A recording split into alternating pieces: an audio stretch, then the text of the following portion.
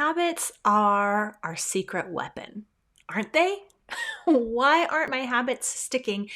And have I chosen the right habits to keep my house clean? That's the question today. How can we build better habits at home? I'm your host, Misty Winkler from Simply Convivial, where I talk about homemaking and homeschooling and doing life cheerfully. Welcome. I am not a naturally neat and tidy and clean sort of person. When I cook in the kitchen, you can definitely tell afterwards. I fling flour everywhere. It took me years to learn even to make my bed every morning, but I did learn. And as I was learning, I realized just how important not only our habits of action are in our home, but also how important our habits of mind are as we learn how to better keep our homes. If you want to learn how to clean and organize and manage your home better, then habits is a great place to start and what we will dig into today. I remember sharing a dorm room with a friend in college and simply being astounded that every day, first thing, she made her bed. My own homekeeping habits were not quite so regular. It was no mean feat either for this friend of mine. She was on the top bunk in our dorm room. Still, every day she did it. It was, and sometimes still can be, pulling teeth for me to make my bed.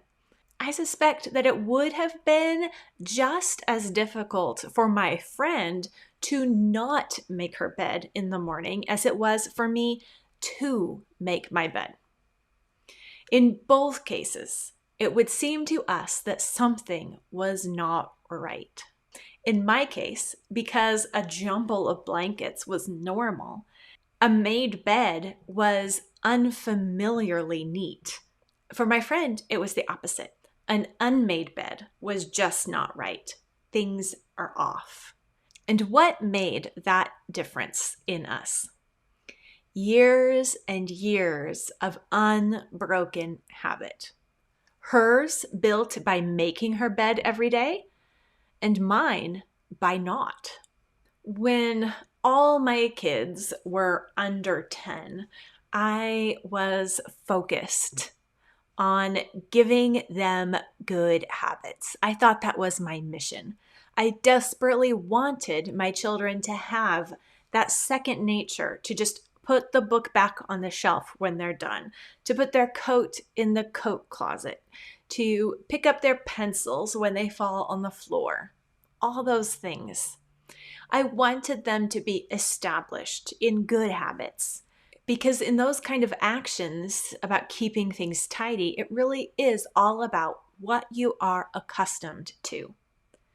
I wanted my children to have years of unbroken habits in keeping things the way that they should be, rather than years of unbroken habit of making and leaving messes. I wanted it to take no conscious thought or effort to put something away rather than just put it down somewhere because it would be what was natural for them. But there was no way that they were going to have those sorts of habits built unless I had them myself, unless I built them first within myself. Because the reality is that I didn't think about reminding them to put things away because it wasn't normal to me. I didn't think about it until things were out of control. And when I, as the mother, am inconsistent, sometimes having them put things away right away and sometimes not, then they just learn how to play their mother rather than how to build lasting habits.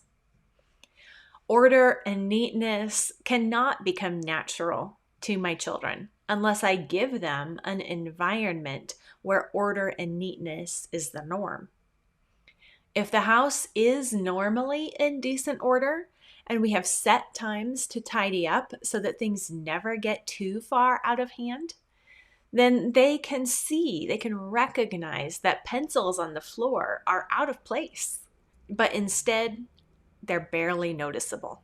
And picking something up is something you have to be goaded into and not something that we just do as a matter of course. Then, of course, there's also the hypocrisy angle. If the kitchen always has dirty dishes from 3 days ago and flour that's been on the counter for days, then how can I harp on their Legos?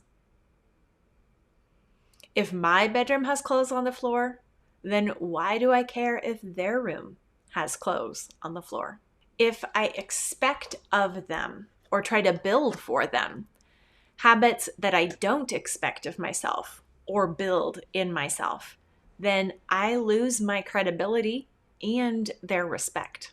But the most important lesson that I needed to learn back in those days with all little children is that in teaching them to regularly clean up, I was giving to them, not getting from them. I wanted good things for them. My intention was to bestow, to give them good habits, not to take from them, not to get from them help in keeping my house clean. And that attitude needed to be evident in my words and my actions. Or once again, I would not be giving them a love of order and neatness. And if order and neatness don't come naturally to me, and if things aren't kept up regularly on my part, then I would get frustrated and tend toward the harpy, carping on them for messes left hither and yon that ultimately boil down to my responsibility that I had been trying to evade. And then cleaning becomes a hateful, unpleasant thing for us all. That's not the way to make picking up, cleaning, and organizing a normal, natural part of the rhythm of life. One quote from Elisabeth Elliot that really struck at the heart of this for me back in those years was when she wrote, "The way you keep your house, the way you organize your time, the care you take in your personal appearance, the things you spend your money on, all speak loudly about what you believe. The beauty of thy peace shines forth in an ordered life. A disordered life speaks loudly of disorder of the soul." The more I work on establishing order, the more I realize what a truly peace-giving thing it can be. Even when we are working on these habits and trying to grow up into more cleanliness and order, we can fall into two different traps. The first, impatience, because I still have a lot of areas and bad habits to conquer. The second is that the more I grow accustomed to neatness, the more that disorderliness starts to stress me out, and my habits on handling stress then need to be worked on. But as I continue to grow in habits like putting things away instead of putting them down, then the messes don't grow as quickly, even as exponentially as they once did. And then instead of cleaning big projects like I had become accustomed to, I have to begin to learn the habits of maintenance, of daily and weekly small steps that just keep things moving forward so that things never get that out of hand again. I have built lovely organization systems, many over the years, and found methods that work. But they don't work if I don't.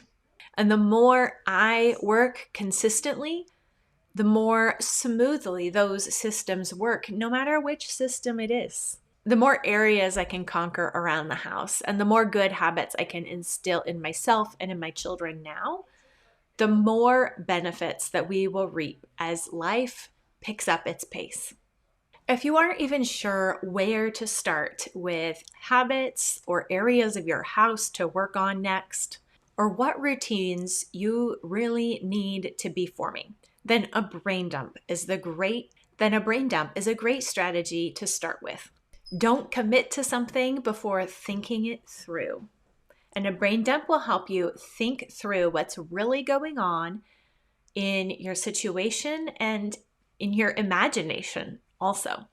I have a free brain dump guide that will walk you through the process of simply writing down those things that are on your heart and in your head so that you can begin to actually deal with them and turn them into action plans. You can find that at simplyconvivial.com/braindump. That's simplyconvivial.com/braindump, or you can find the link below. It is a brain dump guide specifically geared for moms managing their home and trying to figure out all those details of family life and home management.